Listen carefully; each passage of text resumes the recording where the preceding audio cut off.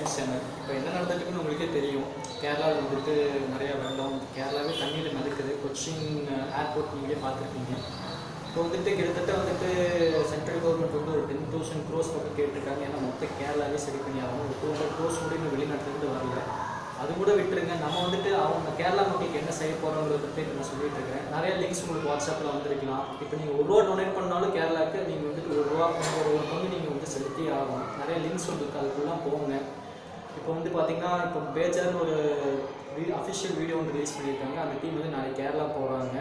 நிறையா வந்துட்டு ஹெல்ப் பண்ண போகிறாங்க. அவங்களால முடிஞ்சால் அவங்களோட சேர்ந்து நிறையா பண்ணுங்கள். பிஎஸ்சி இன்ஸ்டியூஷன் கோயம்புத்தூர் உங்களுக்கு நிறைய தெரியும். அவங்க வந்துட்டு நிறைய லிங்க்ஸ் வந்துட்டு ஒவ்வொரு குரூப்புக்கு சென்ட் பண்ணியிருக்காங்க. அது மூலமாகவும் உங்களோட அமௌண்ட்டை நீங்கள் உங்களுக்கு கொடுக்கலாம்.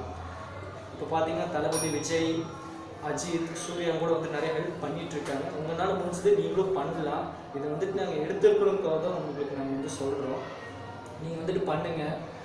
கேரளாவில் வந்து பார்த்தீங்கன்னா கிட்டத்தட்ட வந்துட்டு ஒரு 2000 வந்துட்டு டெட்டாக இருக்காங்க. கிட்டத்தட்ட 8 லட்சம் பேர்கிட்ட வந்துட்டு வீடு இழந்திருக்காங்க. பணக்காரங்களாக இருந்தவங்க கூட இன்றைக்கி வந்து ஏழையாக இருக்கு நிற்கிறாங்க.